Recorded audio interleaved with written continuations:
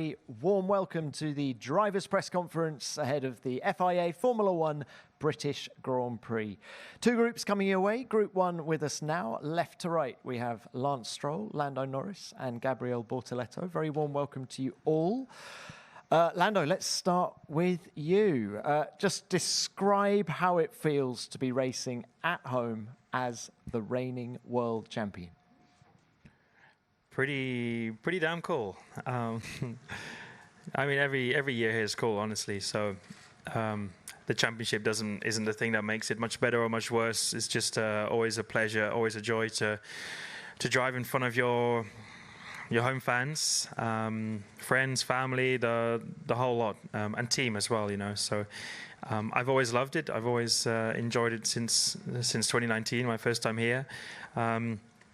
But of course now, and after last year winning both the race and of course the championship, then I can almost just come here a little bit more relaxed and not feel like there's pressure to have to win my first home Grand Prix.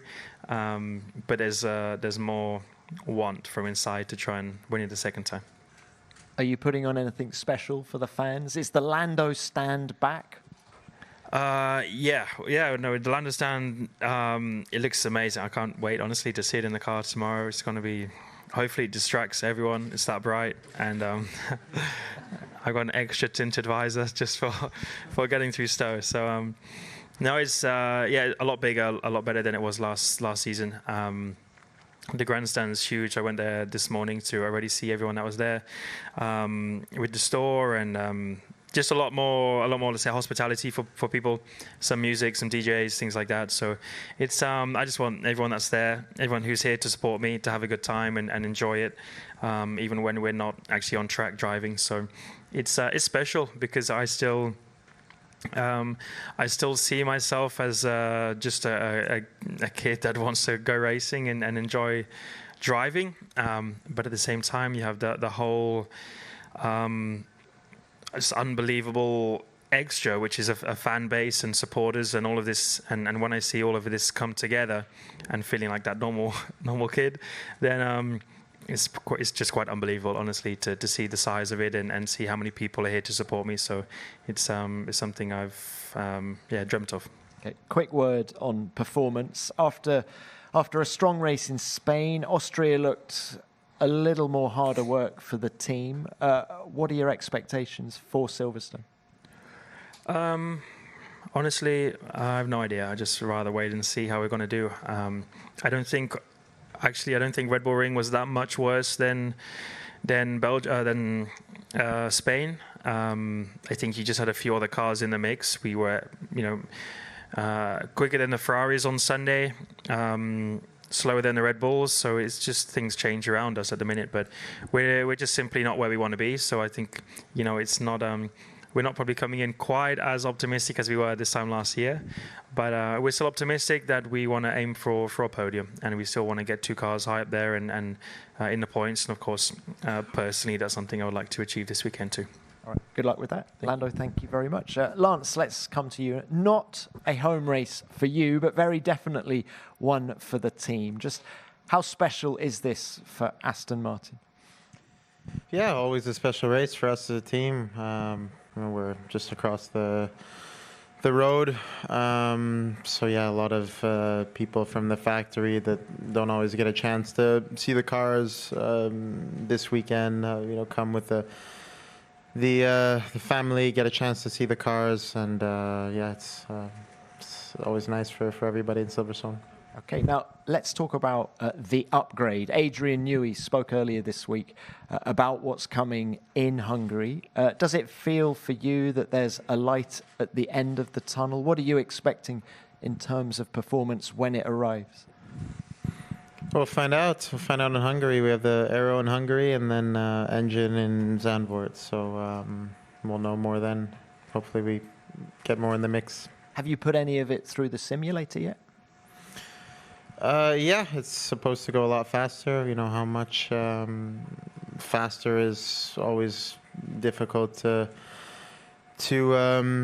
estimate before it hits the track. So yeah, I just hope we take a good step forward, and it gives us some opportunity to fight every weekend, maybe score some points if it's good or if it's great, better than that.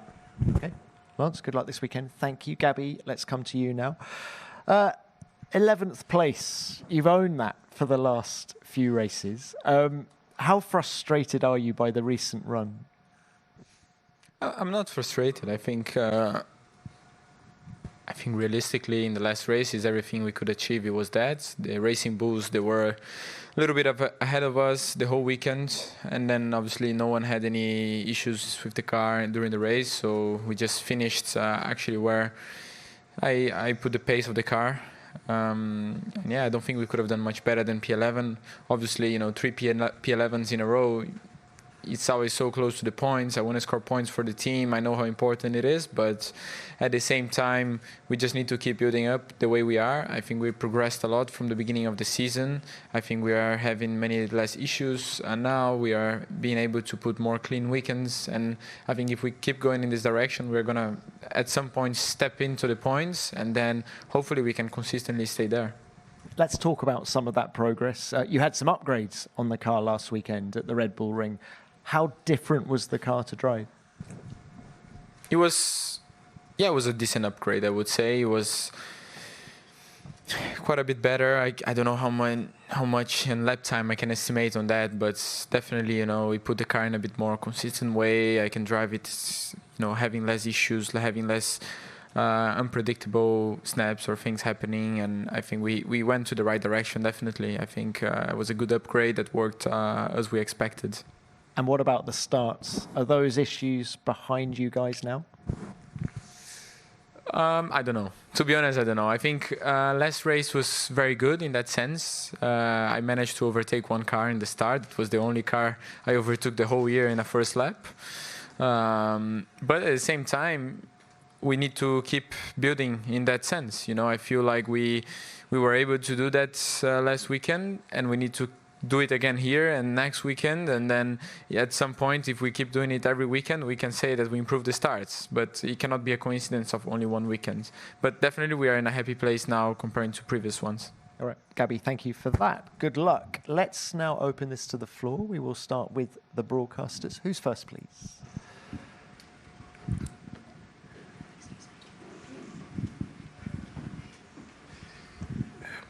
Greg Slater, Sky Sports News. It's a question for Lando. Lando, I wonder what you made of the news that Max Verstappen's management had some talks with McLaren. A few years ago, the talk was maybe you needed to go to Red Bull to advance your career. Does it reflect where McLaren are at now? And what do you think of Max and McLaren as a kind of fit?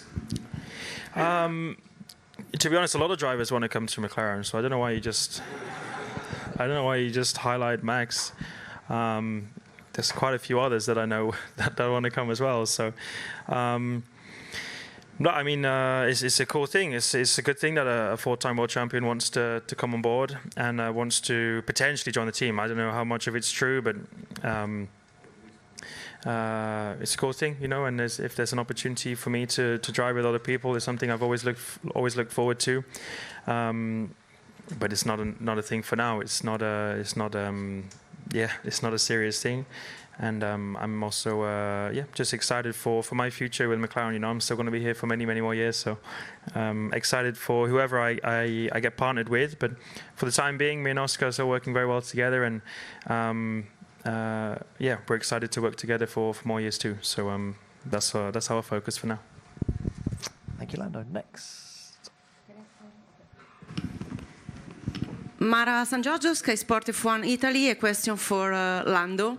Lando, I saw you this morning when you arrived among those fans and the energy that they gave you.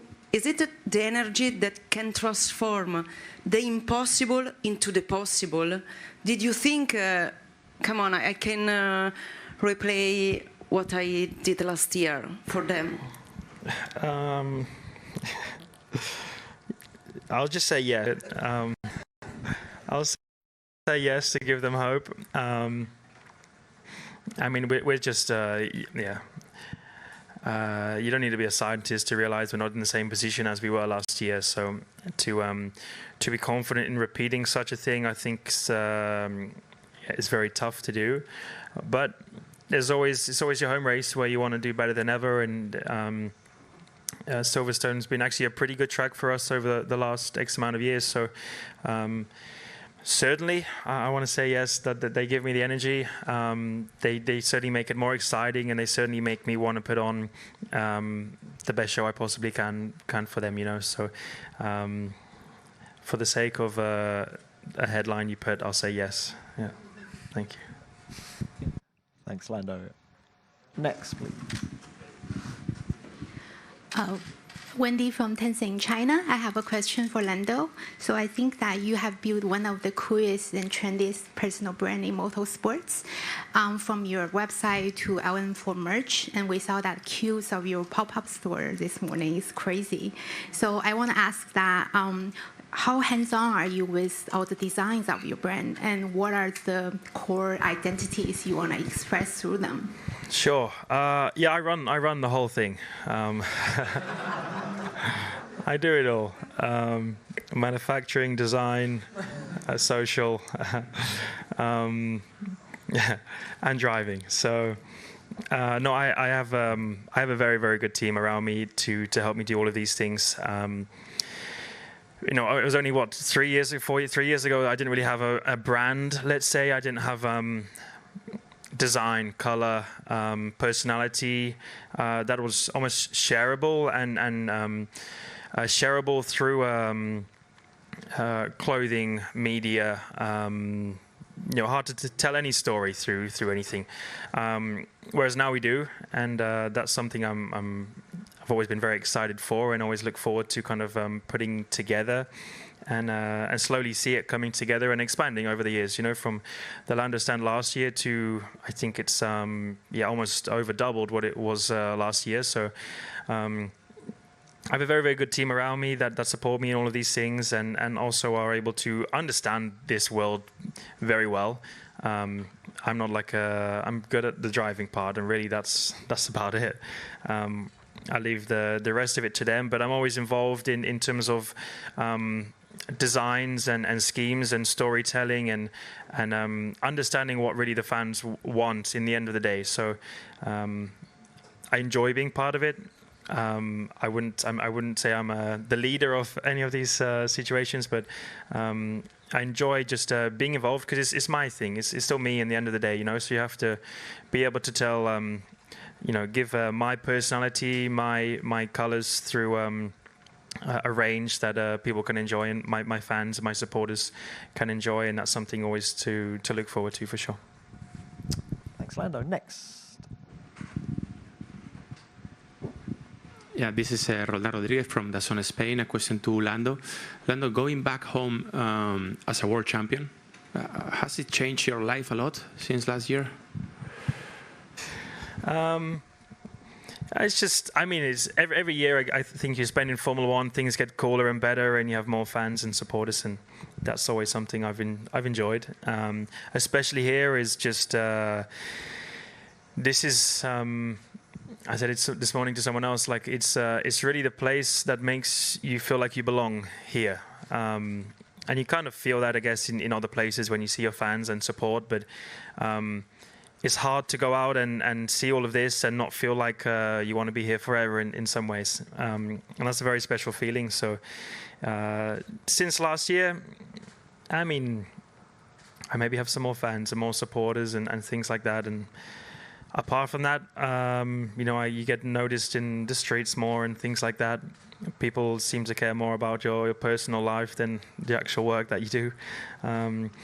But that's just the world that we live in, and I don't want anything to change, honestly. Like even if I win 1 or 5 or 10, I'm very happy. You know, I like to have my personal life and spend it with my friends and go golfing and travel and spend time with my family and my brother, my sisters. Many different places. You know, I like to enjoy my life outside of Formula One, and I feel like I live a very incredible life, and I'm very lucky that I have the life that I have already. So honestly, whether it's 1, 3, 5, whatever it's going to be in the future, I'm happy as it is. Yeah, we have watched the first part of the pre-race press conference with Lando Norris, Lance Stroll, and Gabriel Bortoleto. The British Grand Prix weekend is officially underway. The Thursday FIA press conference at Silverstone has just finished, and honestly, the energy in the paddock feels completely different after Austria. As I said, there was Lando Norris, Lance Stroll, and Gabriel Bortoleto, and honestly, this season will all about the pressure, expectations, teams trying to understand where they really stand.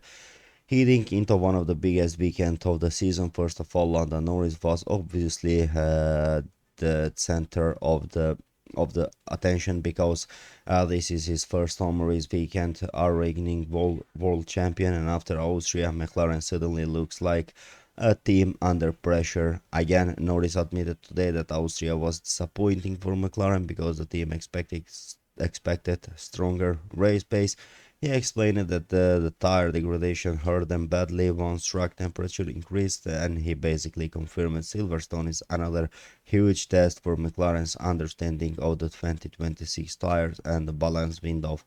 But honestly, the most interesting thing was that he got asked about whether he still sees himself staying at the McLaren long term because with all Verstappen rumors flying around the paddock right now, that question immediately changed the atmosphere. Norris smiled and said he still feels completely committed to McLaren, but he also admitted Formula One changes very quickly under a new regulation, and honestly that answer got people talking immediately. Another huge talking point today was McLaren's performance direction overall.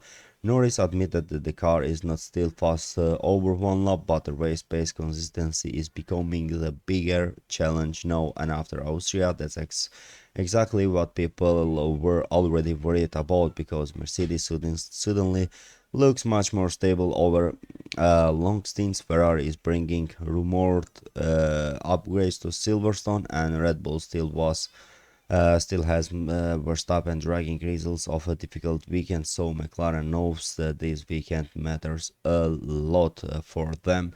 Then there was Lance Stroll, and honestly, Stroll sounded more optimistic than he has in weeks. He said Silverstone should suit Aston Martin much better compared to Austria because the cars perform stronger in high-speed corners. But once again, he repeated something we keep hearing from almost every driver this season: the setup window is extremely narrow, and honestly that's the becoming biggest theme of Formula 1 in 2026.